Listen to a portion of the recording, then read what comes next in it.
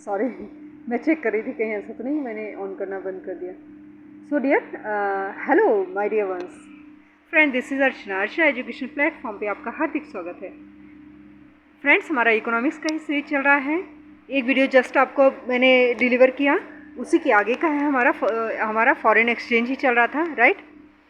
MCQ तक हमारा हो चुका, मल्टीपल चॉइस क्वेश्चंस तक हो चुके थे ये, ठीक है ना। इसके आगे के देखिए, function of foreign exchange market, ठीक।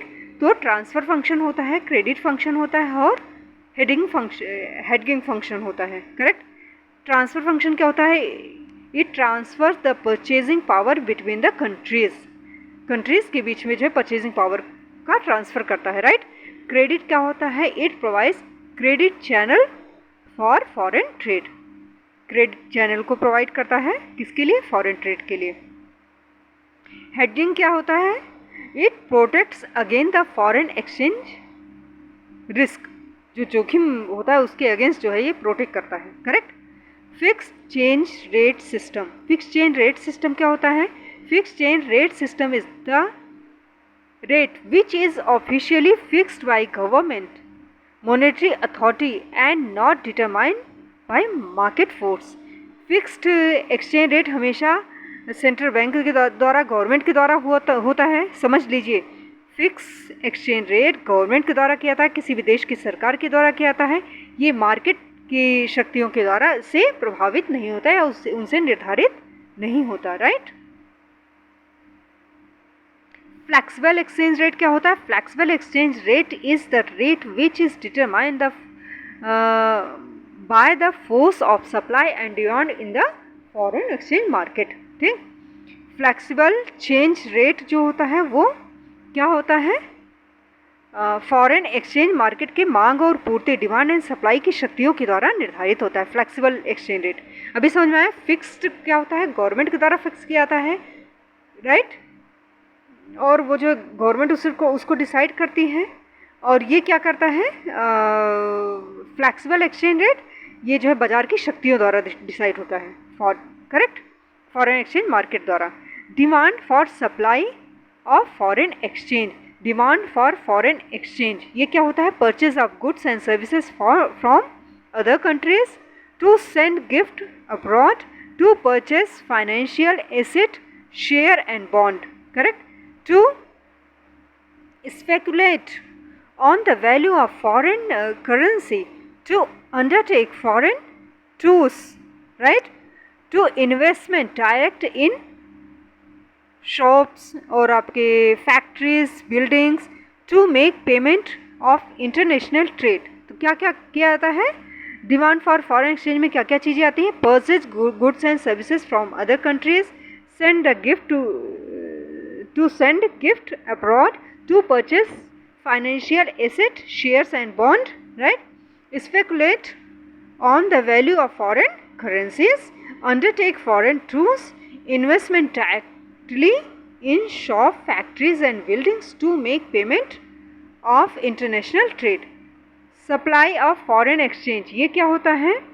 foreign currencies flows into the domestic economy due to following reason। कौन कौन से रीज़न होते हैं? When foreigners purchase home countries goods and services through exports, ठीक। When foreigners purchase home countries goods and services through exports. When foreigners invest in bond and equity share of home country. Foreign currency flow into the economy due to currency dealers and speculators. When foreign tourists come to India, उसके बाद when Indian workers working abroad and send their saving to their families in India। ये चीज़ें याद रख लेना, question में बहुत बार पूछा गया है कि कौन सा डिमांड फॉर फॉरेन एक्सचेंज होता है, कौन सा सप्लाई फॉर फॉरेन एक्सचेंज होता है। डिमांड में समझ में आ गया? एक बार फिर से क्विक रिवीजन करो, बहुत इंपॉर्टेंट है इसलिए मैं बार बार कह रही हूँ। Purchase and goods and services, send the gift purchase financial asset, speculate value of foreign currency, undertake foreign tours and investment directly, shop, factories, buildings, make payment in international trade. ठीक, supply में क्या होता है, foreigners जब purchase करते हैं home countries goods and services through export, जब export होता है हमारा, correct. Foreign foreigners invest in bond and equities share of the home country. कोई अदर देश के जो है इन्वेस्टर्स हमारे बॉन्ड एंड इक्विटी में जो है इक्विटी शेयर्स में इन्वेस्टमेंट करते हैं, correct. Foreign currencies flow into country due to currency dealer and speculators, right. When foreign tourist come to India, तब भी तो हमें पेमेंट करेंगे, तब भी हमारे पास सप्लाई आ जाएगा. When Indian workers working in abroad and send their saving to families in India, correct. अब चलो, equilibrium in foreign exchange market. Equilibrium exchange rate is the determined at a point when where demand and supply of foreign exchange are equal. Graphically, interaction of demand and supply कब determines the equilibrium exchange rate of foreign currency.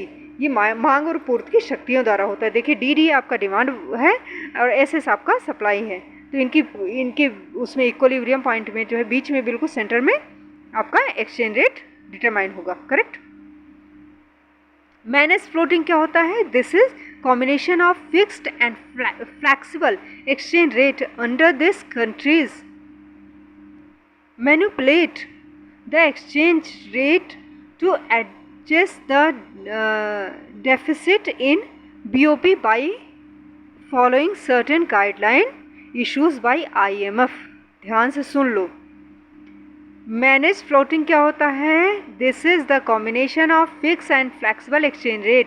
Fix and flexible exchange rate का ये combination होता है. Under this country manipulate the exchange rate to adjust the deficit BOP by following certain guideline issues by IMF. ठीक है ना. Countries क्या करती हैं, ये मैनिपुलेट करती हैं किसको, जो है एक्सचेंज रेट को एडजस्ट करने के, डेफिसिट बैलेंस ऑफ पेमेंट में जो घाटा होता है BOP में उसको, और किसके तहत करती हैं, IMF जो उनको गाइडलाइन देता है, राइट. फिर आपका डर्टी फ्लोटिंग क्या होता है, it is the country manipulate exchange rate without following guideline issues by the IMF is called as dirty floating. Balance of payment meaning and component. Meaning, balance of payment of a country is a system record of all economic transaction between residents of a country and residents of foreign country during a given period of time. Clear? Balance of payment क्या हो गया, balance of payment of a country is a systematic record. किसी systematic record होता है, किस चीज़ का होता है, ऑल इकोनॉमिक ट्रांजेक्शन, सारे इकोनॉमिक ट्रांजेक्शन का सिस्टमेटिक रिकॉर्ड होता है between residence country and residents of foreign countries during a given period of time, correct.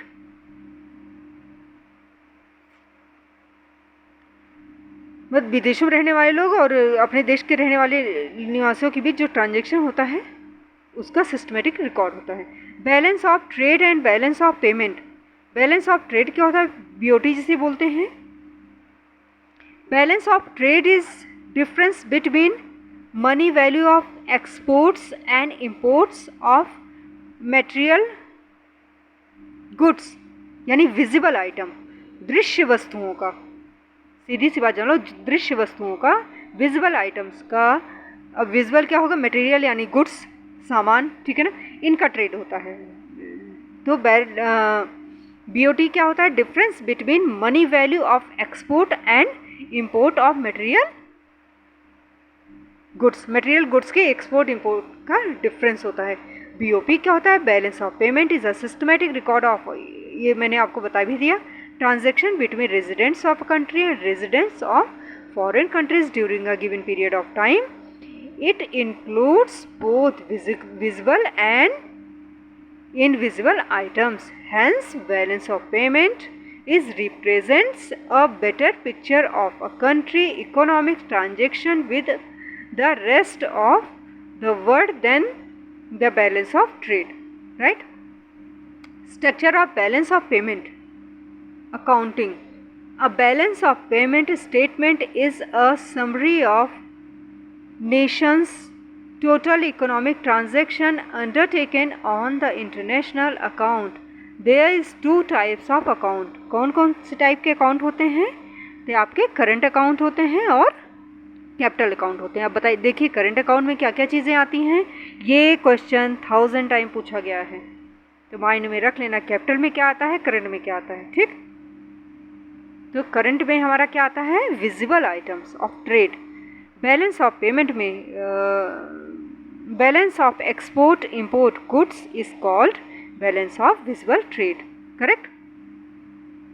Invisible trade, balance of export and import goods and services are called balance of invisible trade. जैसे shipping, insurance invisible हो गया, और visible में आपके सारे goods हो गए. Correct. इसके बाद क्या आ गया, आपका करंट अकाउंट हो गया. उसके बाद यूनिलेटरल ट्रांसफ़र. यूनिलेटरल ट्रांसफ़र क्या होता है? Unilateral transfer are the receipt which residents of a country receive or payment that residents of a country makes without getting any return. ठीक, जैसे गिफ्ट. तो यूनिलेटरल ट्रांसफ़र क्या हो गया, जब क्या होता है, यूनिलेटरल ट्रांसफ़र एक ऐसा है जैसे are received which residents of country receive payment that residents of a country make without getting any return. ठीक है ना. जैसे फॉर एग्जांपल ये आपका गिफ्ट हो गया. Net value of balance of payment visible trade off invisible trade end of unilateral transfer the balance of payment on current account. तो कौन कौन सी चीज़ें होती हैं? Net value of balance of visible trade, invisible trade and unilateral transfer is the balance on current account. Correct. Capital account देख लो क्या है. It records और इंटरनेशनल ट्रांजेक्शन. कैपिटल का मतलब होता है मुद्रा ना, पैसा आ गया यहाँ. ठीक, तो पूंजी, राइट, पूंजी खाता जिसे बोलते हैं. तो record of all international transaction that involve a residents of the domestic country changing his asset with a foreign residents और his liabilities to a foreign residents. Correct. Various form of capital account transaction.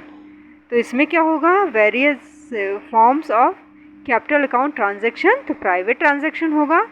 These are the transaction that are affecting asset और liability by individual.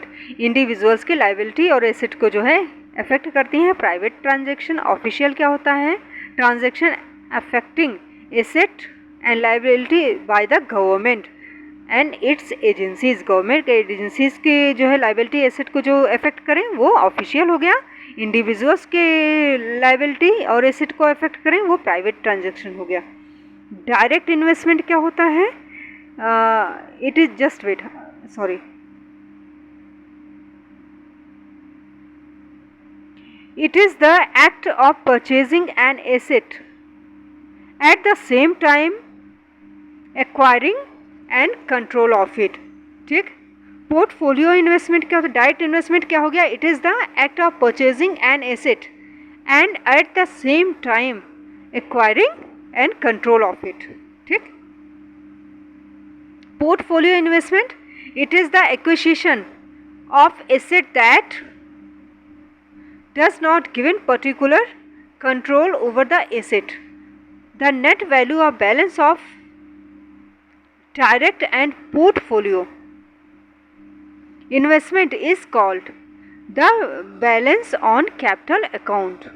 Correct. ये थोड़ा सा मतलब ध्यान से पढ़ना और एक दो बार इसको वीडियो को रिवाइज कर लेना, क्योंकि कॉन्सेप्ट अगर क्लियर है तो आप फटाफट आंसर दोगे, ठीक है ना। चलो, तो क्या हो गया, portfolio investment, it is the acquisition of asset that does not give particular control over the asset. वो पर्टिकुलर जो है एसेट पर कंट्रोल नहीं देता है।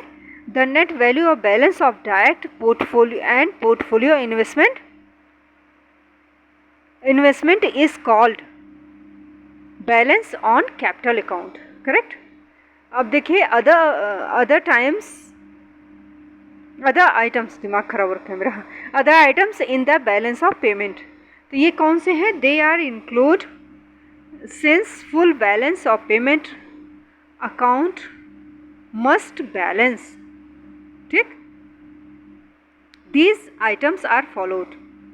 अदर आइटम्स में क्या आता है, देखो एरर्स एंड ओमिशंस आते हैं, they are arise due to presence of sampling and due to his honesty, correct. इसके बाद क्या आता है, ऑफिशियल रिजर्व ट्रांजैक्शन आते हैं। ये कौन से होते हैं, all transaction except those in this category may be termed as autonomous transaction, they are so called because they were entered into with some independent motive. Balance of payment always balance, BOP हमेशा balance में रहता है, clear. Others में क्या आ गया, समझ में आ गया, एरर्स एंड ओमिशंस आ गए, ठीक है ना, जो sampling and presence of sampling and due to honesty की वजह से राइज होते हैं, करेक्ट। ऑफिशियल रिजर्व ट्रांजैक्शन आ गया, all transaction except those in the category may be termed autonomous transaction, they are so called because they were entered into with some independent motive, ठीक। Balance of payment हमेशा balance रहता है। Autonomous and accommodating items, autonomous items क्या होता है, autonomous items in BOP refers to international economic transaction that take place due to some economic motive such as profit maximum, ठीक, particular special motive के लिए होता है ये, profit maximization. These items are often called above line item in the BOP. तो autonomous क्या हो गया, ये बीओपी, ये इन बीओपी में रेफर्स होता है किस लिए, इंटरनेशनल इकोनॉमिक ट्रांजैक्शन के लिए, that take place due to some economic motive specially such as profit maximization, इनका मोटिव होता है, right. These items are often called above the line items in BOP, correct.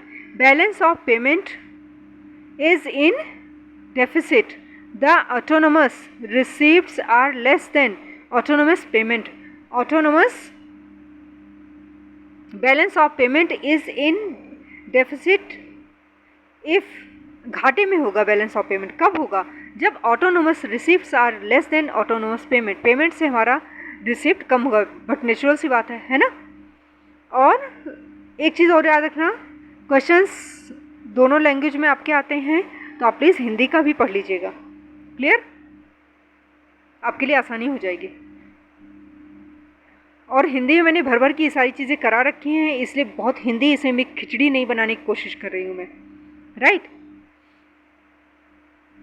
तो ये आपका क्लियर हो गया। And monetary authority may be finance and deficit by the depleting their reserve of foreign currency or by borrowing from IMF। Monetary authority क्या करती हैं, इसको balance में बनाती हैं, क्या करती हैं, may be finance deficit by the depleting their reserve of foreign currencies, ठीक है ना, फॉरेन करेंसीज के जो उनके रिजर्व होते हैं, ठीक है ना, या जो है IMF से उधार लेके इसके बैलेंस को बनाते हैं, मेंटेन करते हैं, करेक्ट, डेफिसिट को कम करते हैं। उसके बाद आपका क्या आ गया, एकोमोडेटिंग आइटम्स, एकोमोडेटिंग आइटम्स क्या होते हैं? In the BOP, balance of payment refers to transaction that occur because of activity with BOP such as government financing.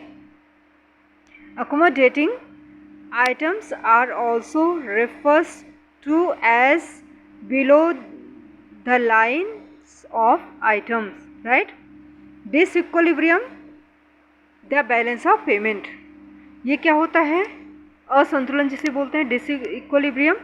There is a number of factors cause disequilibrium. कौन कौन से factors होते हैं? Economic factors होते हैं, जैसे आपका cyclical, आपका इन फ्लैक्चुएशन, साइक्लिकल फ्लैक्चुएशन जब उतार चढ़ाव ज़्यादा होता है. In general business activities such as recession and depression, ठीक है ना, व्यापार में जो उतार चढ़ाव ज़्यादा होता है. High domestic prices, domestic prices बहुत ज़्यादा हाई हो जाएं, may result in import. Correct.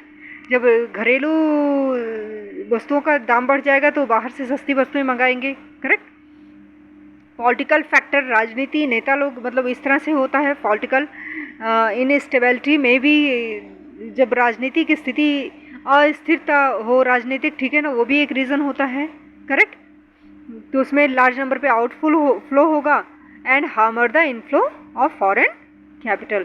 Social factor होता है, change in taste, preference, fashion. हम लोग विदेशियों से अफेक्टेड हो रहे हैं तो उनके सामान को मंगा भी रहे हैं. करेक्ट. और these are short type questions. एक काम करें, अभी हम स्टॉप कर दें, शॉर्ट टाइप क्वेश्चन के लिए नया वीडियो बनाते हैं, यहीं से आएंगे. ठीक. तो ये हमारा कॉन्सेप्ट क्लियर हो गया शॉर्ट टाइप क्वेश्चन से. हम नेक्स्ट वीडियो पे आते हैं. Love you all guys.